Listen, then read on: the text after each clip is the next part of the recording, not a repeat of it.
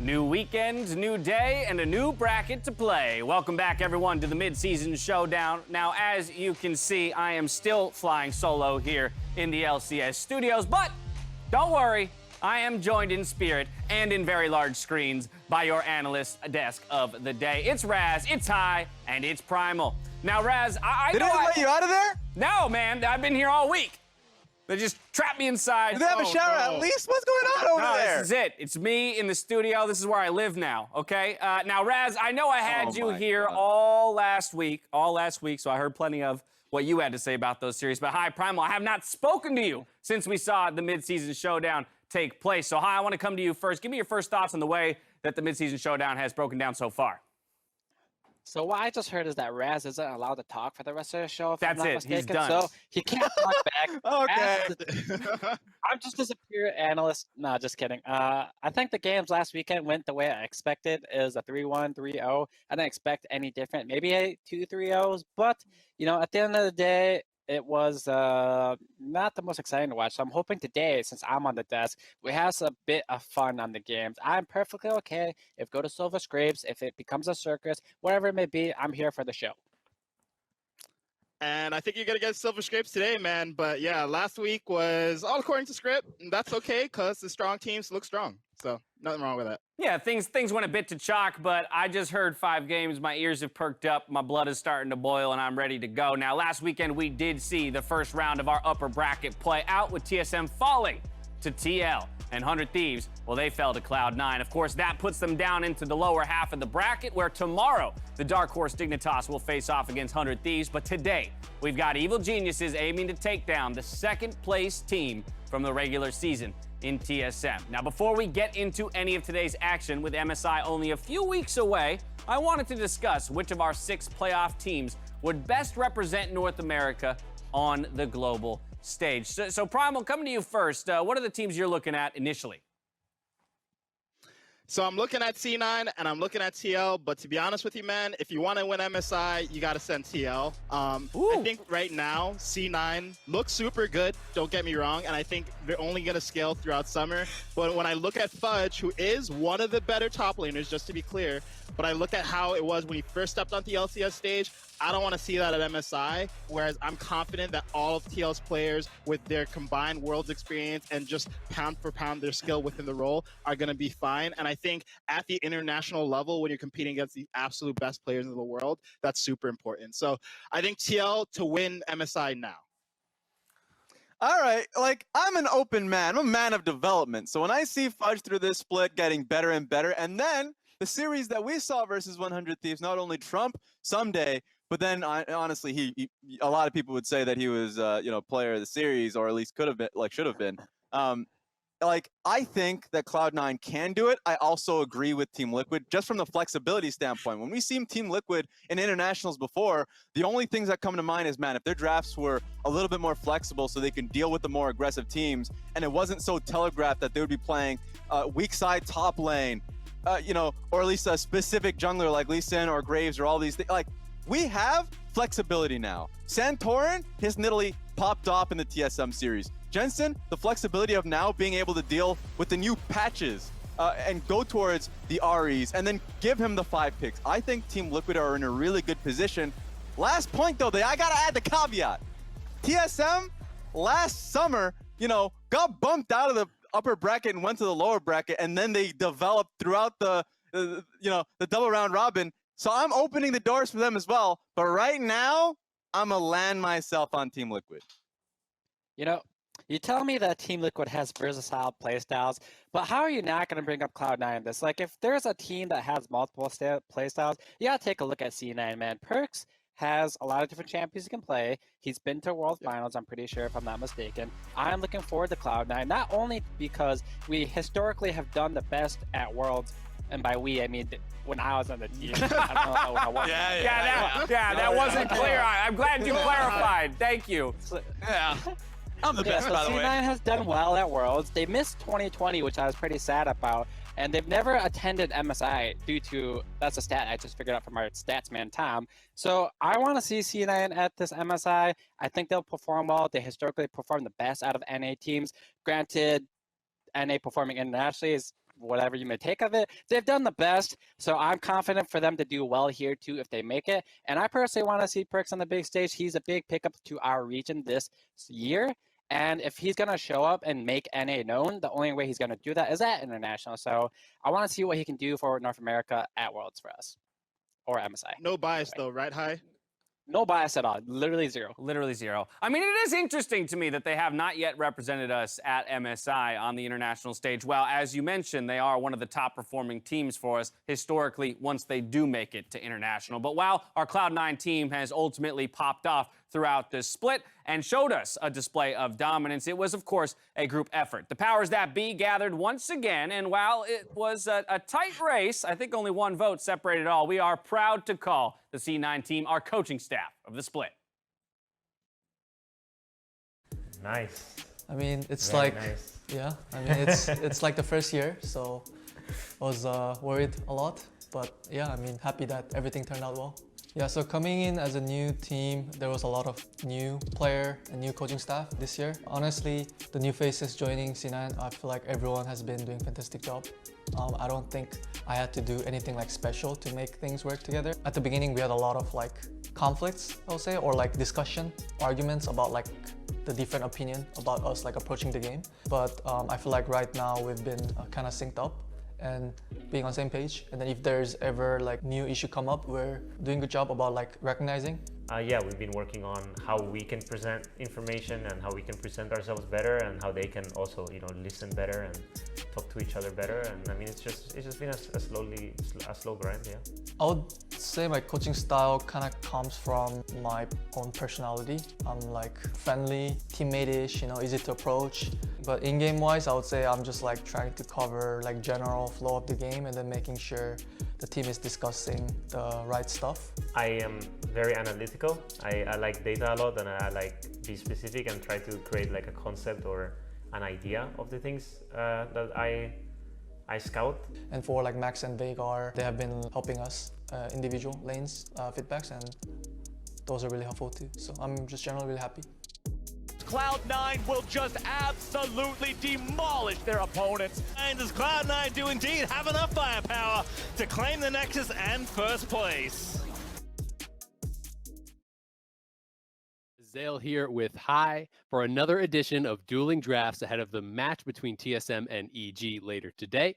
We're going to be doing this as a bit of a thought experiment, have some fun, and also give you guys some insight into some of the thought processes that coaches are going through during these drafts. Remember, we are drafting as though we are these teams, taking their champion pools into consideration.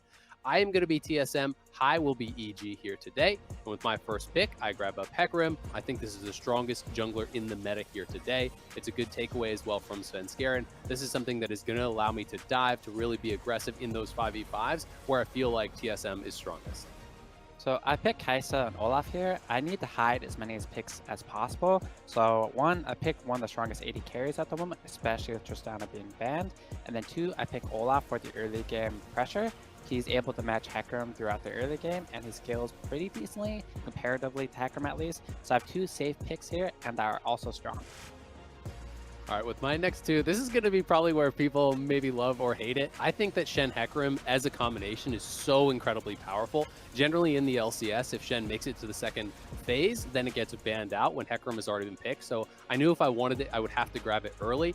This combination allows you to attack the other side of the map so effectively. It helps to paper over some of the macro weaknesses that TSM does have. I feel that they're strongest when he's playing weak side. I feel that they're strongest when they have easy win conditions, easy go buttons, and this really is that. You can have Huni utilizing the teleports and the Stand Uniteds with that Hecarim, trying to attack bot lane and trying to get those engages in the 5v5s. For the next pick here, Tristana is banned out, Kai'Sa's taken away. I see the Olaf Kai'Sa. I'm expecting dive given the kind of proclivity for EG to play that way. So for Lost, I grabbed the Xayah, something a little bit safe, something with some scaling. As the coach, I'm very happy. I heard Azale say weak side Huni. That is what I like to hear. That's music to my ears. He's done great on Shen. I have a lot of free time to pick my top laner, but I'm going to pick Seraphine here instead. Now, people might be questioning this pick. Hear me out for a second. This is a flex pick no matter what you say. Jiizuke is a pro player. He probably not buying it. Play Seraphine. check his solo queue match history. He has to at least have one game in there. In any case, it's a flex pick, and it allows me to do my next 2 bans, which are Victor and Syndra. And with my previous ban of Azir, I've taken 4 of PoE's most played champions this split. So I want to make him uncomfortable since he's the, star of the team right now, considering there's a Shen on the team. Yeah, for me, I went for Ryze as well as Gnar. This was pretty difficult in this ban phase because I was considering Ryze Echo for Jizuke. I was considering GP as well as Gnar for Impact. So I had a lot of kind of internal debate about which ones I should attack. I ended up going with Ryze. I think that it's just been Jizuke's strongest stage champion. He gets out to the side lane so incredibly well in this champion, so I did end up prioritizing that. The Gnar is also something I just think, is going to be more of that front line that they would otherwise not necessarily have with the Seraphine, which I was expecting as a support. And I think it's pretty difficult to sometimes play these no front line, no kind of hard engage style composition. So that's something I decided to take away. Seeing these bans, it leads me to my first pick after the ban phase. But if I'm Impact and I see a blind pick Shen, that's some disrespect right here. I'm picking Gameplank here. That is a free lane for me. I get the farm and I can match the global ultimate pressure. Late game, I'm stronger. I'm pretty happy about this. I'm going to be up 20, 30 CS on this guy come end the lane phase. Well, I don't know about 20, 30 CS. That's a lot. With my 4-5 here, I do go for comfort with PoE. I think that, while we already seen a couple of mid lane bans, the Orianna is still available. Again, mostly I am looking about, playing towards objectives, playing for 5v5. I feel like TSM is strongest when they do this. Orianna plus Shen Hecarim, that combination is incredibly powerful. You add in the Galio for additional engage and use that to take dragons, use that to try to force EG's hand and fight at that neutral objective. And that's the kind of style I'm looking for here. Oh boy, he picks Galio support and Orianna. I'm pretty happy. I'm going to explain why. This allows me to pick my Echo, and this sets up 3 winning lanes on my side. I get pushed top, mid, and bottom with an early game Olaf. That's pretty much what he wants. I can double crab this guy. He has no counterplay to that. I can take early dragons. Whatever I want to do early game, I can do it. Now, if we mess up some of the lane phase, yes, it could be rough for us, but I have 3 winning lanes with this Echo pick here. My late game is solid. Like Azael said, his 5vs5 is very scary, but I can just avoid that. I can make for 2vs2s, I can make for 3vs3s, I can split the push to the side lanes, and I'm pretty happy about this count. Thank you very much for drafting with me, Hi. That was a lot of fun. Be sure to let us know who you think won the draft using the hashtag LCS, and let us know who you think is going to win the draft later on today. But from us, that'll do it. So back to you, Dash. Welcome back to the LCS Countdown. Another challenger steps into the ring across from Azael to try their hand at dueling drafts, and it's none other than our very own Hi here in the middle panel. You heard Azael, though, at the end of the video. Hop on Twitter and let us know who you think ultimately won that draft. And while you do that, I'm going to ask a similar question to the other 2 guys on the desk, starting with you, Raz, taking a look at the 2 drafts put up by each of these guys, as well as the logic behind it. How'd you feel it played out? Yeah, I'm gonna let Azael know on broadcast. How about that? I think the draft was heavily won by Hi. I literally 3 winning lanes in a jungle matchup.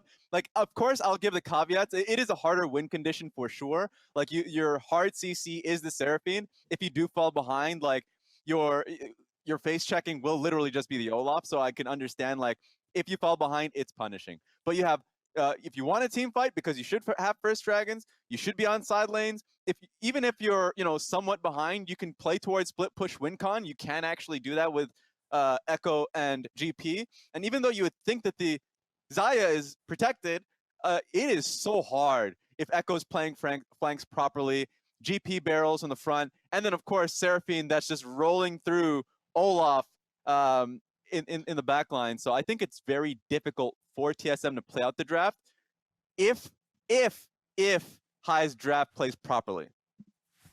Primal? Yeah, that's a big if. That's a big if, though, man. Like, I actually thought Azael's draft was pretty solid here. First of all, I think the Shen Hecarim combo is not only excellent in abusing the Seraphine bot, and by the way, Hi, if Seraphine had ended up as a Jizuke pick, I would have had huge problems with it, but you got the Echo for it, so cool. Also, I think it's really worth noting that EG is in their comfort zone when they're getting to split push. I think the Shen pick, it really allows TSM to play against that comfortably. You have a Shen who can respond to any kind of split map plays that EG goes for. So overall, I felt that both teams sort of drafted for what their respective counterparts are good at, but I think TSM is a little bit better overall, and I really like the Shen pick. I actually think Huni should pick it today. Hi. I just want to do a quick thing in here. I'm going to say I won draft. You might say my draft is difficult to play, but so is globals. When you have 2-3 globals on a team, it's very hard to execute that correctly. So it's not like just because they have globals, they automatically win side lanes or bot lane or whatever. You have to actually make use of that. And if you have 3 losing lanes, you can really only leave your lane if you're winning the lane, right? Like if you're getting pushed under your tower, is Galio really going to leave an ulti tap when your tower is dying? Probably not. So if you don't think I won draft, that's fine, but you can be wrong. And if you think I lost draft, that was my evil twin that drafted. It wasn't actually. Oh, right. Yeah, cosplaying as the evil there we genius go. is high there. I see. Primal, I do want to hop back to you on a quick point, just because you touched on it a little bit already, the idea that both of these drafts kind of play into strengths and weaknesses of either team. And I think it would do us justice after watching these two guys who are removed from the team, draft on their behalf, to reflect on the way that the drafts have gone, the two times rather, that these teams met in the regular season. Yeah, so, we've seen these two teams meet twice. And I think the first time what we saw was the issue actually with EG picking Gangplank. If you recall, that was a game where Jizuke had Ryze. He camped top heavily, right? Got Impact super ahead, and it just didn't end up mattering. In fact, Huni was having side lane pressure the entire game on Gnar into the GP matchup. So I think what we see here is even if Impact wins the lane, if he doesn't have a pick like Aatrox, which he got in his second game, that can actually create pressure solo, force the 1-3-1, and really get tower pressure the rest of the game, it kind of doesn't matter if Huni is falling behind. So I think for this game, what we need to see is Impact get on a good counter pick every single game. EG should be going for red side every single opportunity and looking for opportunities for Jizuke to roam top, snowball the lane, and then allow Impact to just basically play solo. Now, 1-1 in the regular season. These are closely matched teams. We took to Twitter, though, to grab fans' opinions on some important matchups in this series. And the fans on Twitter, they sure seem to have confidence in TSM. That they'll bring out the stronger drafts with 65% of the vote. That's, of course, ignoring the following categories where it seems to swing even more in favor, barring that top lane for TSM. Let's dial in on these things one at a time, though, talking difference in play style between these two teams. Now, the fans favor TSM, again, but Primal, I want to know what you think about TSM's play style ultimately and how it matches up here against EG. I mean, before we even talk about playstyle, in what world is Impact worse than Huni? Basically, according to this. So I don't know what world it is, but it's not the world we're in right now. Overall, though, yeah, a lot of hopium. Maybe need some copium later if it doesn't work out.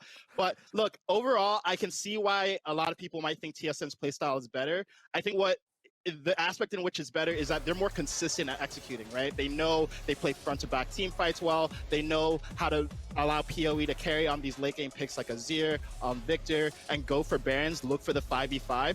That said, I think EG actually has the better playstyle for this particular matchup. Not saying that they're the better team, but I think their ability to 1-3-1 for side lane situations where TSM can't just wait and scale is actually quite good for this particular matchup. But I think regardless of who you think is ahead, I think the percentages are a little bit skewed too much in TSM's favor. Yeah, hi. It seems like we're narrowing into a bit of fan bias maybe, but what is your thoughts?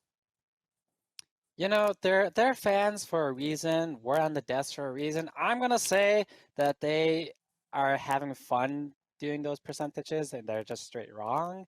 Obviously, some things are arguable, but, you'll see my percentages and things coming up soon. So take a look at that. If you want some good advice, some good analysis, I got you. Don't worry. But TSM, like Primal says, a bit more standard in their gameplay. Like, yes, they do front to back, but every team can front to back. Like some will be better at others front to back, but that's not a hard play style to do. So I personally prefer EG's play style. I like what they do.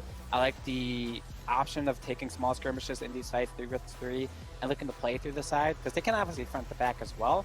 But you want multiple play styles come international gameplay, so I am hopeful for EG.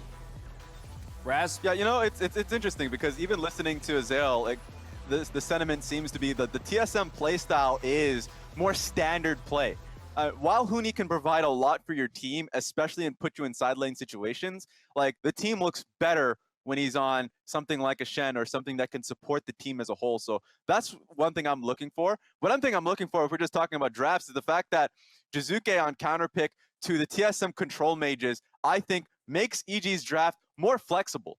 Primal already talked about, 5-pick red side being so valuable for Evil Geniuses. I think if TSM is on red side, I would just want them to at least flex a little bit more, because my biggest concern is if they don't make use of counter pick when they should be. So I think Evil Geniuses got a heads up on that one. Yeah, I totally agree, Raz. And, the reason why this counter pick is so important is because I think top lane is just really, really important for this matchup, right? Like, we've seen twice Impact manages to get ahead off of a lot of early attention from Jizuke, from Svenskeren. And we saw when he's on a pick like Aatrox, he's going 5-0, he's crushing team fights, he's going for these sick flanks that we know Impact for traditionally. So even though I think EG is not a bad team fighting team, I think they're a team that plays around top and should look for 1-3-1 rather than go into these team fights where you have great engages from like Ignar and Svenskeren, but the rest of the team's not ready for it. Just avoid it. It's not good for you. Yeah, I mean, I definitely have some curiosities about who is ultimately going to win out in this stylistic war from the perspective of, can I force TSM to play into my 1-3-1 or my 4-1 if I'm EG? Or likewise for TSM, can we get them into that front-to-back team fighting scenario in which we believe will prevail? Obviously, a lot of that's going to do with the picks when it comes to the drafting, as well as the game state at any given moment. But I think that will be a fun thing to track throughout. Now, we are narrowing in towards game time, so I do want to push us along to our next discussion, and that, of course, is around the top lane. So again, hitting on that point you were making there, Primal, about I don't know what's going on in the community, but we can go ahead and take the community comparison between the top laners and see how that stacks up against your own comparisons. And as we can see, all three of you do align that it is a slightly Impact-favored matchup. Raz, you seem to be the most conservative of the bunch, though, with a 55-45 split just in favor of Impact. Why is that? Yeah, I think that a lot of people give Huni either flack or too much credit. It always comes down to fan sentiment or not. I think stylistic point is valid. I think Impact and Huni, in my mind, are second best versus third best. I think Impact, even though he can be barred with certain champion pool restrictions or team style restrictions, that he's faced up against Huni multiple times, and players who will take counter pick matchups multiple times, and he thrives in those instances, and he is a very strong team fighter. But Huni is Jace games, especially throughout the split. He can make his own or at least like when they're pulling resources to him, he can make himself the win condition, put himself on side lane, make someone answer to him. So I think this is definitely a heavyweight matchup top lane. So you know what? Huni might get a game or two in the series for sure. And Primal, you go as far as 70-30 split in favor of Impact. So why so much faith there in the EG side?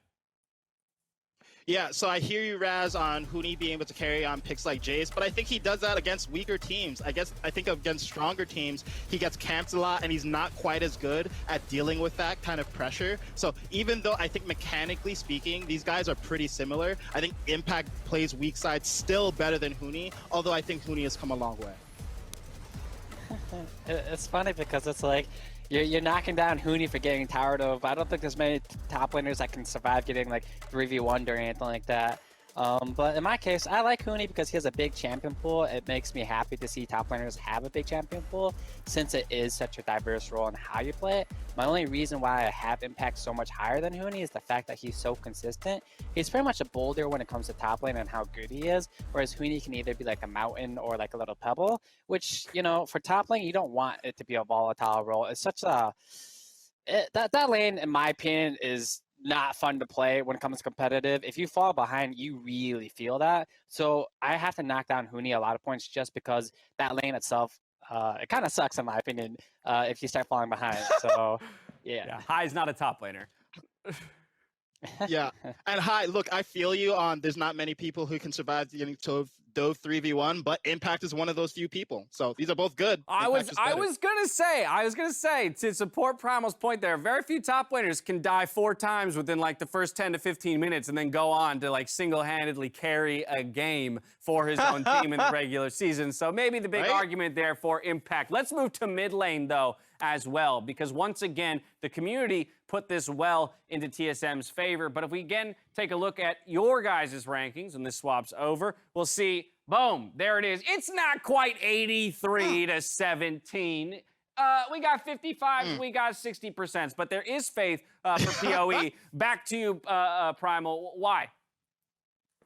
83%. What are y'all watching? So, look, I do agree that PoE is better for sure. He's more consistent. I think he's an incredibly powerful late game player. But I think Jiizuke is really good, right? He's cleaned up a lot of his inconsistency. I think this split overall, and he has a much more flexible champion pool that can create opportunities for playmaking on side lanes by himself in a way that I don't think PoE is necessarily creating moments for himself. For me, when I take a look at these two mid laners, it's Power Evil is a very good mid laner. He went 5 rounds against Faker at Worlds. He is a consistent player that will be always amazing on backline mages. But I only give him a small lead because of how Jiizuke is as a player. People may call him a coin flip, etc., but I don't really think that. You have to look for these plays if you want to be a world level player. If you want to make a name for yourself, if you want to be the next Faker or whoever you may look up to, you need to be looking for these plays where you get solo kills, where you make massive plays, where you try to do these 1 versus 3s. And he has a lot of solo kills. He's like the top 3 solo kills in mid lane so far this season. So I really like to see that from a mid laner. Obviously, he needs to think more about his decisions, where he should take those fights. But I like that he's going for them. You need to do those things. You need to have that mindset to be the best in the world.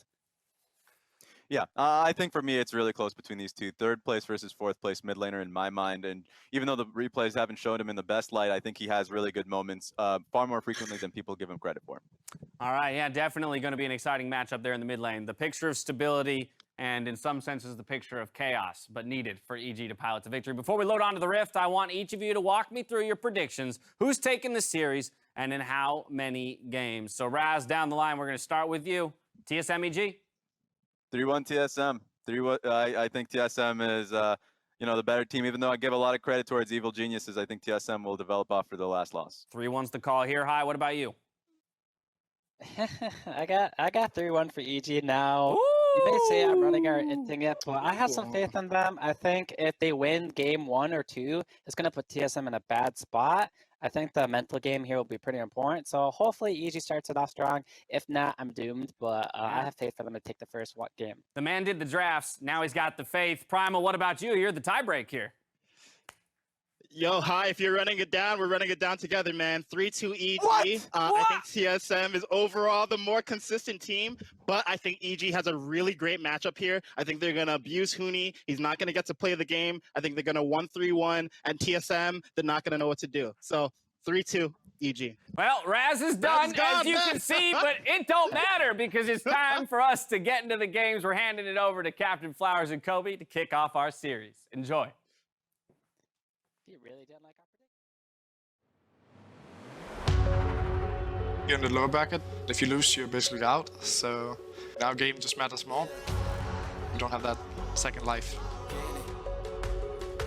Our record against TSM during the regular split is 1-1, and I think it was pretty even games. There's probably going to be a lot of fighting in the top lane. But Evil Geniuses is not yet done. First blood over to Impact, and he flashes away to stay alive. I'm going to be focusing on getting the dragons, getting the heralds, and making sure Huni feeds. Put the aggro right back on Huni. Sorry, sir, you've been voted off the island. 2-0 game for Evil Geniuses. I'm feeling like EG actually has a really good shot here. They love to play side lane. We just saw how devastating that was against TSM. Spin Scareman is here, turning it right back around with the onslaught of shadows, and Impact rams him through the heart with the sword. We know EG likes to gank Huni. We saw that in the last 2 games we played against Huni. So I think Huni knows what's coming from him. One's overcommitting. Spin Scareman is stunned up, and revenge has come due. Now the new TSM buff is activated, and that is the Miracle TSM buff. Going from the lower bracket to the finals. Power of Evil taking the kill, and the enemy jungler near right at the very start, making a 1-for-1, 1-for-2. TSM coming in with a double kill for the Emperor. Oh, baby, it's TSM! A quadra kill for Power of Evil. TSM always got a buff going into playoffs, but they don't have the TSM players that usually turned up when it was playoffs time. Like Bjergsen is not a player, so I don't really expect them to be really strong.